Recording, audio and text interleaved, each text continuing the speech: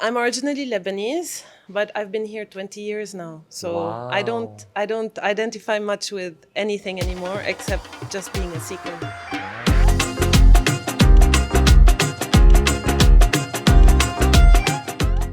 Hello, Tina. Hi. Namaskaram. Namaskaram. You didn't tell me your name though. My name's Ranveer. Ranveer. Yeah. Nice to meet you. Where are you from? That's a good question. I'm originally Lebanese, but I've been here 20 years now. So I don't identify much with anything anymore except just being a seeker. Wow. What brought you here?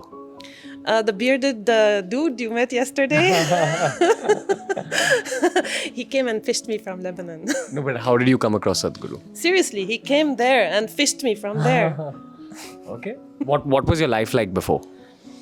So I was a skier, I was passionate about sports, being outdoors, and about changing the world. And you know, the most funny part is that everyone tells you, you stick to your work, stick to your job, stick to, you know, bringing up a family and all this. And I couldn't relate to that.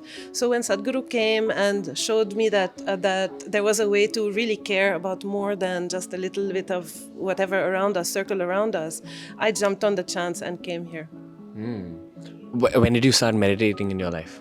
In 2001, February. Wow. So it's more than 21 years. Yeah. How do you Like this it went. how do you feel now about life in general as a concept? Like, how do you look at your own life?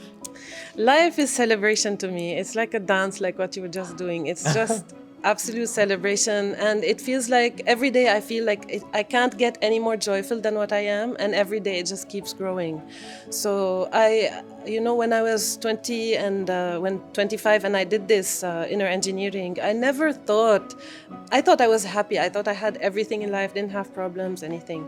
But when this came, it's like every day it's like a trampoline and more bliss, joy, craziness. Wow. Like just when you think the happiness is done, it becomes more. Yeah. Just when you think today is the best day of your life, the next day is even better. What is life like here at Isha? Oh my God. Balanced chaos. Okay. Can you explain more?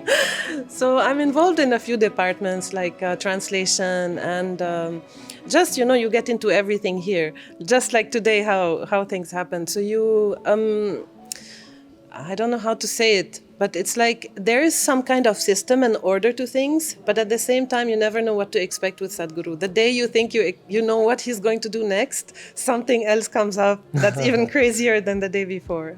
Oh, Allah. Can you speak any Hindi by any chance? Thoda. That's all. That you can only speak thoda?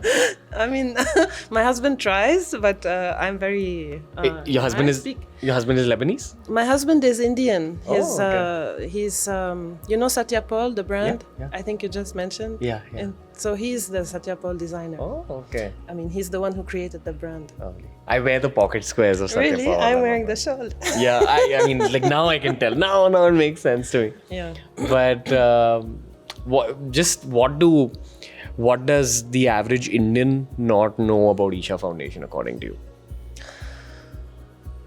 I don't know what an average Indian doesn't know. When I came here, even in Coimbatore, they didn't know who is Sadhguru. So it was really shocking to me that there's a being like this living on this planet, a man with such exuberance and making yoga so cool and fun. And they didn't know, even in India. So What is Sadhguru for you? That's a tough one. That is a tough one. He's a destroyer. You know, a destroyer does not need to be like in a negative sense. I always use the term devastation all the time because to be devastated every day means that every day a little bit of what a society considers as precious, a personality or things that usually are praised in the society. You must have a strong personality, you must be like... So here it's the opposite. The less personality, the more freedom, the more joy, the more bliss you experience. So a guru is a destroyer of personality, a destroyer of the boundaries of identification or wrong identifications that we've built, you know, to protect ourselves in some way. I'm getting too philosophical. No, that's okay.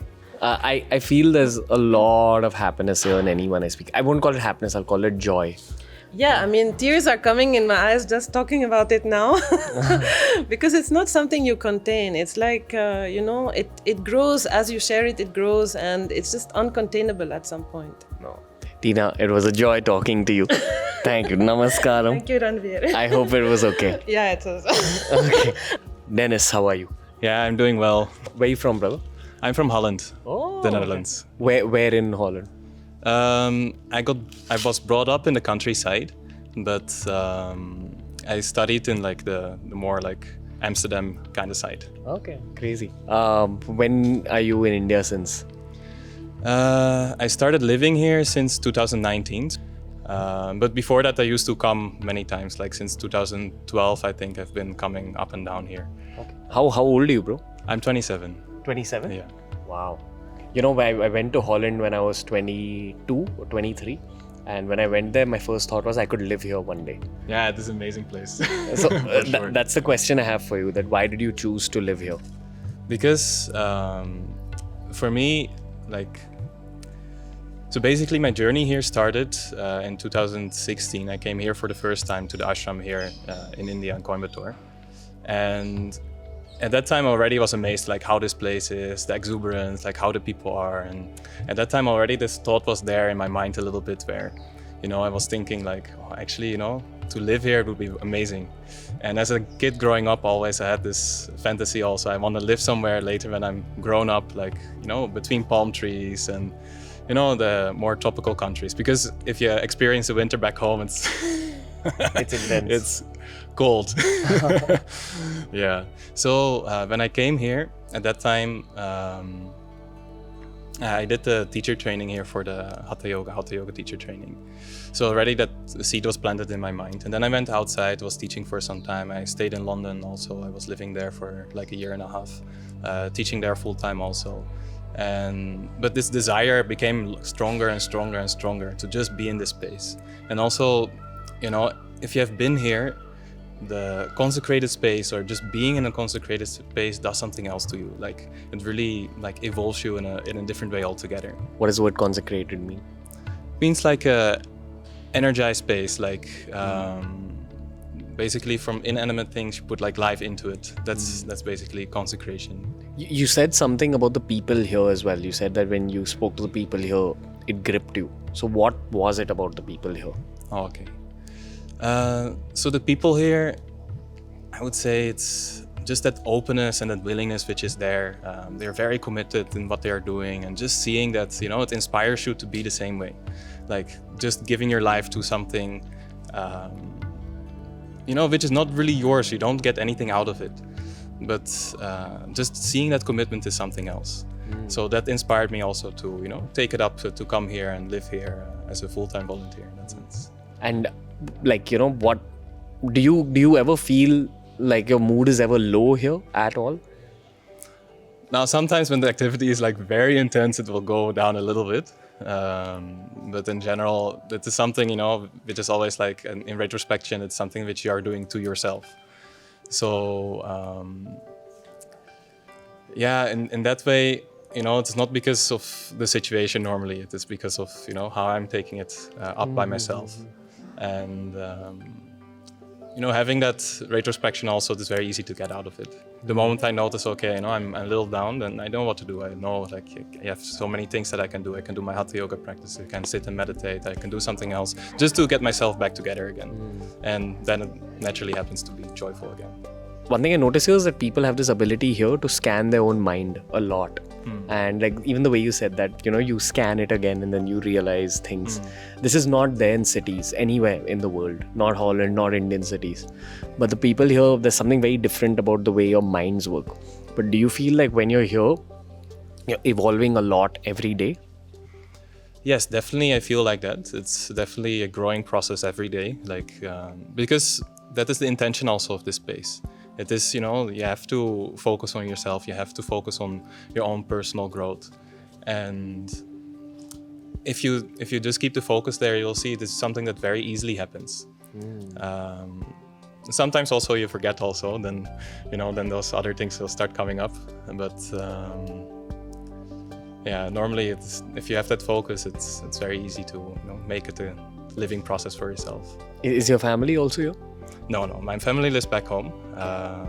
So yeah, they're all are working, like my sister, brother, and my parents as well. What do they make of you being in India and all this? They're quite relaxed about it, to be honest. They're happy as long as I'm happy. The thing is that since I was like 16 or 15 years old, I started like traveling by myself, like hitchhiking and doing these type of things. So they were already used to me being outside of the country and doing my own thing. So it's kind of like... Have they noticed changes in you, like after you've been in India? Yeah, most definitely. They've seen like many differences, like just in terms of, my interactions with them, like how I am with them. Before it used to be, a little like distant, sometimes, a little cold. But after I started doing, these practices and just, when I started this spiritual journey, basically, then, you realize, the importance of your parents, the significance of it. And then very naturally, just being with them becomes more important instead of, getting something out of it. And they have their own concerns. They might not be always on the same line as I am doing. But as long as you have that perspective, then, then it doesn't matter what they do. I still love them. I'm assuming you're vegetarian. Yes, I'm a vegetarian. You've been vegetarian for a while? Yes, since I was 19, I started being vegetarian. So yeah, that just happened naturally. It was not because of me doing something spiritual or anything like that. It just fell away by itself. Before I used to eat a lot of meat. Dennis, one last question. I mean, and it might be a rude question. Feel free not to answer. Yeah, no problem. But like, because you're 27, I'm going to turn 29 soon. And there's a lot of men our age who think about relationships, who think about marriage. So what happens to that aspect of your mind when you're here in the ashram? It's not really there, to be honest, because like what I'm doing is more significant with who I am. And besides that, I'm comfortable being by myself. So I don't really need a relationship. A relationship will be an added, an extra. Like it will be something else that might happen somewhere on the way, but it's not something that I'm focused on or anything like that. You understand, right? Yeah. No, I get it. But there's no part of you that feels any attraction or anything like that anymore? No, it's still there. It's still, that attraction part is still there, but it's not something which is very like strong or anything. I can very easily set it aside. And like the center of your mind is your own evolution and your soul's evolution. Yes, exactly. Okay, man. Dennis, thank you. This is great talking to you, brother. It was nice meeting you. Likewise. Namaskaram. Namaskaram. Thank you.